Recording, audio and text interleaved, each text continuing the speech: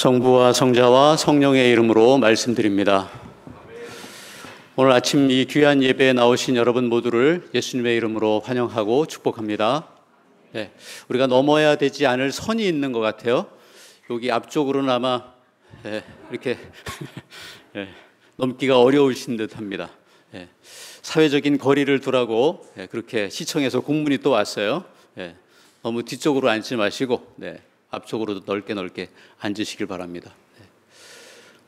괜찮으세요? 신고 안 해도 되겠어요, 시청에? 우리 박혜영 베로니카님 어머니의 영혼이 하느님의 은총을 입어 평안히 쉬시기를 기도드립니다. 또 우리 박배님에게 또 그 가족들에게 크신 하느님의 위로를 내려주시기를 또한 기도합니다. 아멘. 김은영 신부님하고 나주에 다녀왔습니다. 우리 박베로니카님 고향이 나주시더라고요. 근데 나주에서도 한참 들어가는 아주 오늘 안 나오셨죠? 오늘 사무제 하실 것 같은데 아주 시골이었습니다. 아주 한적한 아주 조용한 그런 시골이었었는데요.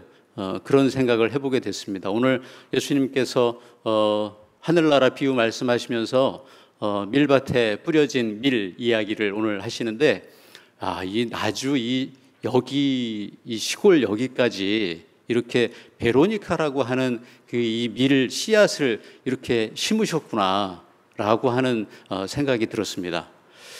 이 복음의 씨라고 하는 것이 얼마나 생명력이 있는 것인지 다시 한번 느끼게 되었습니다.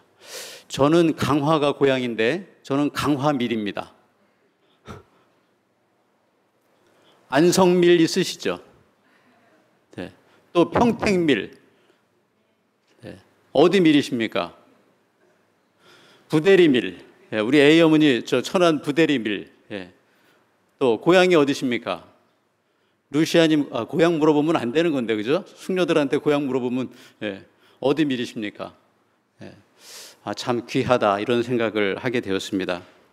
나주 동강면 안동리라고 하는 아주 시골이었는데 그 시골에도 이렇게 귀중한 베로니카라고 하는 그런 복음의 씨앗을 심으셨구나. 우리 베로니카님을 누가 전도하셨나요? 엘리사벳 교우님이 그러셨군요. 멀리까지 이렇게 귀중한 복음의 씨앗을 심으셨다라고 하는 그런 생각을 하게 됐습니다. 에페소서 1장 4절 말씀을 보면 우리 한번 찾아볼까요? 에페소서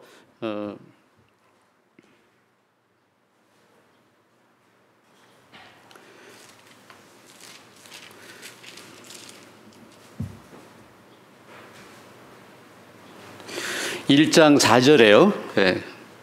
갈라디아서 뒤에 에페소서 1장 4절 말씀 찾으셨으면 함께 보기를 원합니다. 우리를 그리스도와 함께 살게 하시려고 천지 창조 이전에 이미 우리를 뽑아주시고 당신의 사랑으로 우리를 거룩하고 흠없는 자가 되게 하셔서 당신 앞에 설 수 있게 하셨습니다. 아멘. 저와 여러분을 언제 택하셨다고요? 천지가 창조되기 이전부터 하느님의 계획 안에 또 그분의 사랑 안에 저와 여러분이 가라지가 아니고 밀이라고 하는 것으로서 하느님이 선택하셨다는 겁니다. 아멘. 오늘 저와 여러분이 이렇게 다 모여 있으니까 아름다운 밀받침을 믿습니다. 지난주에 이어서 오늘도 하늘나라 비유로 우리에게 예수님께서 말씀하시는데 마태복음 13장 24절에 보시면 하늘나라는 어떤 사람이 밭에 좋은 씨를 뿌린 것에 비길 수 있다. 그런데 그 밭에 25절 보세요. 사람들이 자고 있는 동안에 원수가 와서 밀밭에 뭘 뿌렸습니까? 가라지를 뿌리고 갔다. 그리고 26절에 밀이 자라서 이삭이 폈을 때 가라지도 드러났다. 아멘. 이 밀과 가라지는 다 자라기 전까지는요 그렇게 그 겉으로 보기에 구분이 잘 안 된다고 합니다. 비슷한 거죠. 겉에 생김새로는 구별이 잘 안 되는 것입니다. 그러나 열매가 다른 것입니다. 실제로 가라지가 밀보다 훨씬 더 웃자란다고 그래요. 웃자라서 추수 때가 되면요, 이 가라지가 밀보다 더 웃자라 있으니까 그 위를, 밀 위를 쫙 잘라서 가라지를 버리고 그 다음에 이제 밀 수확을 하게 된다고 합니다. 왜냐하면 이 가라지에는 독성이 있기 때문에요. 그 독성이 밀과 섞이게 되면, 그래서 사람이 그 밀을 먹으면 뭐 현기증이 난다든가 아니면 구토가 난다든가, 이게 그 독성 성분이 있어서 사람에게 위험하기 때문에 밀과 가라지가 같이 자라지만 가라지 먼저 베서 버리고 그 다음에 밀을 수확한다고 하는 것입니다. 오늘 성경 말씀에서도 밀과 가라지가 함께 자라니까 종들이 주인에게 와서 어떻게 얘기합니까? 주인님, 뽑아버릴까요? 이렇게 종들의 해결 방안입니다. 그러나 주인은 어떻습니까? 주인은 다 함께 자라도록, 추수 때가 돼서 추수할 때까지 다 함께 자라도록 그대로 내버려 두어라 라고 말씀하십니다. 그러고 나서 36절부터는 이 비유가 어떤 설명인지를 예수님께서 자세하게 그렇게 말씀해 주고 있습니다. 좋은 씨를 뿌리는 이는 사람의 아들이다. 밭은 세상이다. 좋은 씨는 하늘나라의 자녀다. 가라지는 악한 자의 자녀를 말하는 것이다.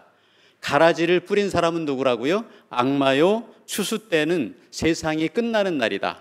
추수꾼은 천사들이다. 그러므로 추수 때에 가라지를 뽑아서 묶어 불에 태우듯이 세상 끝날에도 그렇게 할 것이다. 아멘.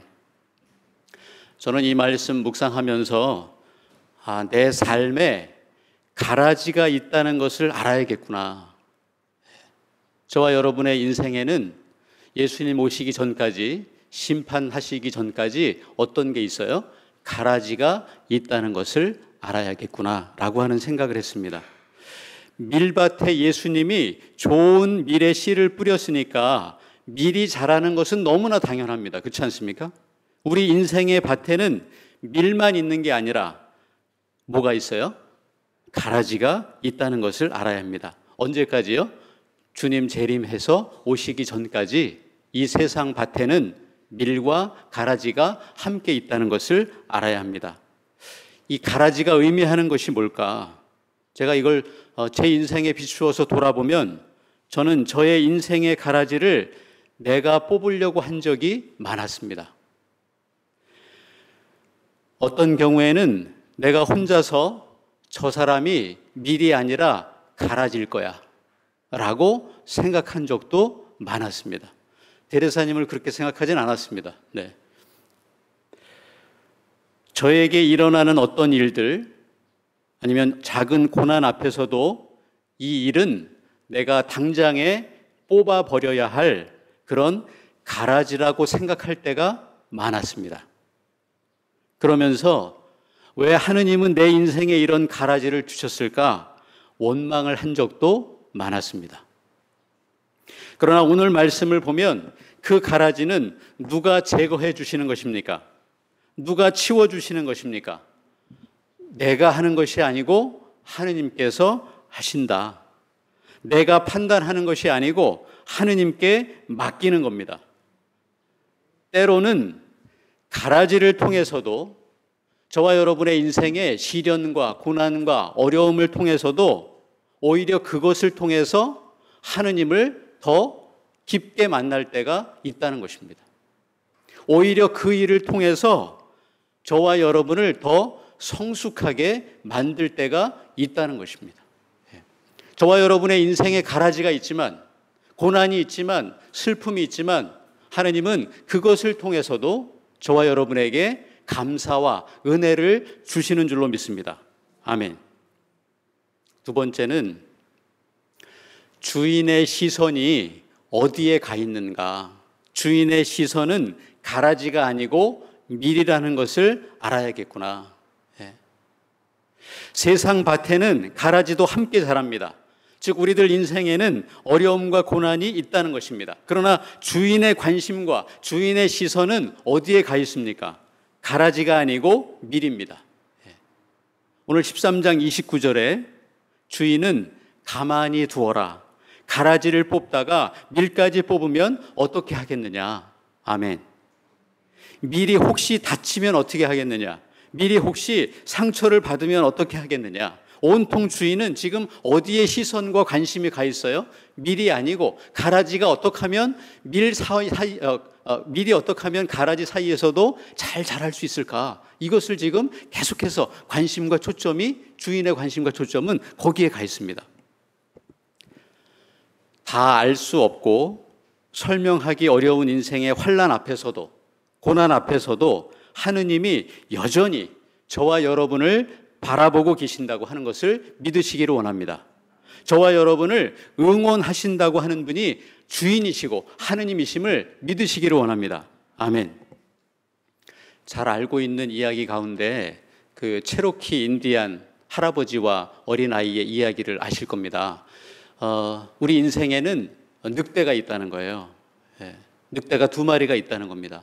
하나는 불평과 불만, 거짓, 교만 이런 늑대. 또 하나는 선행, 진실, 기쁨, 온유 이런 늑대. 이 두 마리 늑대가 있다는 겁니다. 이 꼬마가 할아버지한테 묻습니다.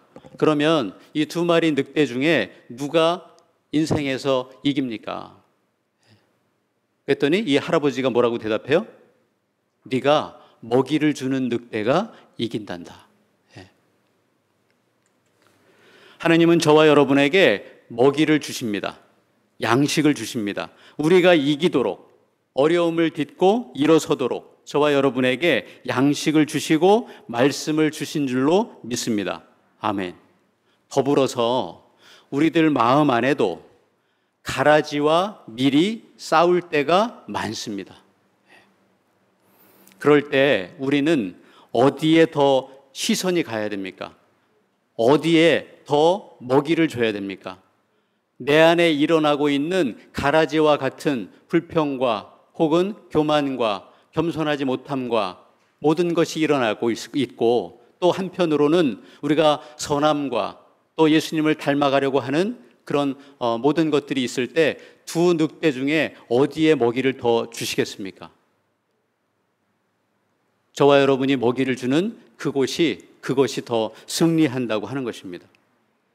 세 번째는 내가 밀이라고 하는 사실이 절대로 변할 수 없구나. 저와 여러분이 가라지가 아니고 밀이라고 하는 사실이 절대로 변할 수 없고 하느님은 언제나 밀과 함께 해주시는구나. 아멘. 밀이 아무리 망가진들 가라지가 될 수 있습니까? 없습니다. 밀이 아무리 고달픈 일이 있어도 난 이제부터 가라지로 살 거야. 그런다고 가라지로 될 수 있습니까? 그럴 수가 없습니다.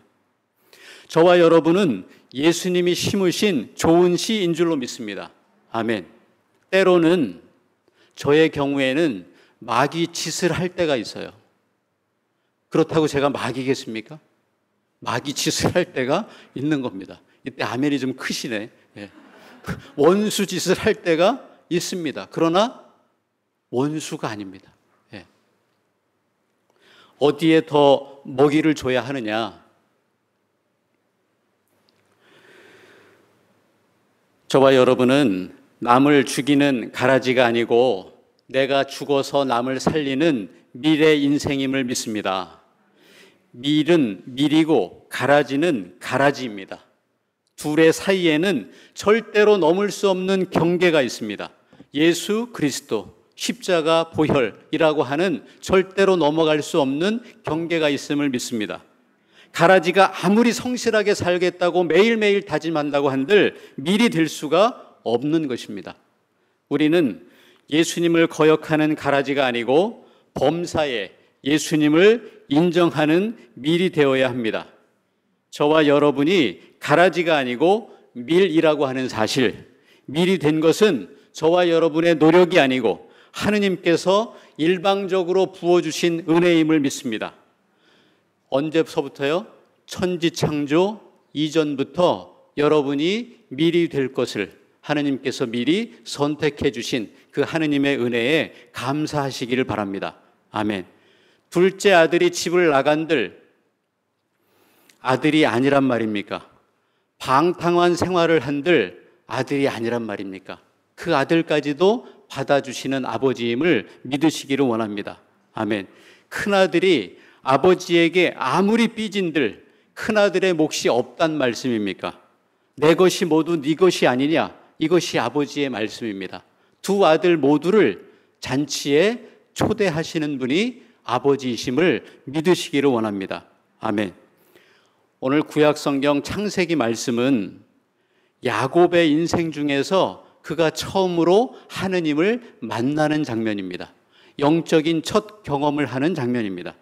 지난주에 장자의 상속권, 영적인 상속권을 하찮게 여긴 에사오와는 달리 야곱은 아주 귀하게 여겼습니다. 소중하게 여겼습니다. 선함을 선택한 야곱이었지만 그 야곱의 인생에 가라지가 있더라는 것입니다. 육신의 장자인 에사오를 피해서 야곱은 외가가 있었던 하란으로 지금 도망을 가는 신세입니다. 이 도망가는 야곱이 두 가지 목적이 있습니다.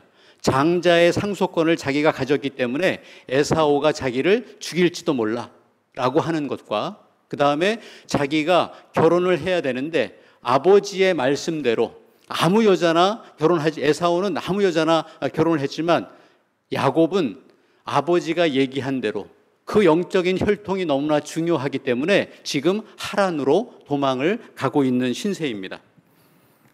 이때 야곱이요, 돌베개를 베고 잘 수밖에 없었던 그런 고달픔과 가라지와 같은 상황 가운데 있었지만 오히려 하느님은 그 일을 통해서 야곱이 하느님을 더 깊게 그리고 간절하게 그렇게 만나게 해주셨다는 것입니다. 오늘 창세기 28장 13절 후반부에 보시면 하느님께서는 할아버지 아브라함에게 해주신 약속을 야곱에게 그대로 해주고 계세요. 너가 지금 돌베개를 자고 있는 이 땅, 고달픈 인생 가운데 있는 지금 현실, 그 땅까지도 내가 반드시 너에게 줄 거야. 이건 아브라함에게 해주셨던 약속이거든요. 이것을 영적인 장자의 상속권을 가진 야곱에게도 그대로 해주고 있다고 하는 것입니다. 14절에 또 보시면 너의 자손들이 불어나서 모든 족속이 너와 내 후손 덕분에 덕을 입을 것이다 라고 하는 말씀까지 해주십니다. 네가 어디를 가든지 누구와 있든지 가라지가 너를 괴롭힌다 하더라도 너를 보호하고 지켜줄 것이다. 하나님께서 야곱에게 이 약속의 말씀을 해주시고 계십니다. 야곱의 인생에 가라지가 있지만 그 가라지가 미린 야곱을 괴롭히지만 가라지를 야곱이 직접 없애지 않습니다. 하느님은 가라지인 에사오를 인정하지 않으시고 오로지 미린 야곱을 사랑하신다는 것입니다. 아멘. 저와 여러분 인생에 가라지가 함께 자라나서 때로 우리를 괴롭히고 아프게 할 때도 있지만 하느님은 가라지 편이 아니라 미린 저와 여러분 편임을 잊지 마시기를 바랍니다. 아멘. 마지막 심판의 날에 하늘나라 하느님의 곳간에 가라지가 들어가는 것이 아니고 누가 들어갑니까? 하느님 나라 곳간에는 미린 저와 여러분이 들어간다고 하는 것을 잊지 마시기를 원합니다. 아멘. 아까 서두에 가라지는 독이 있다고 말씀드렸습니다. 독이 뭡니까?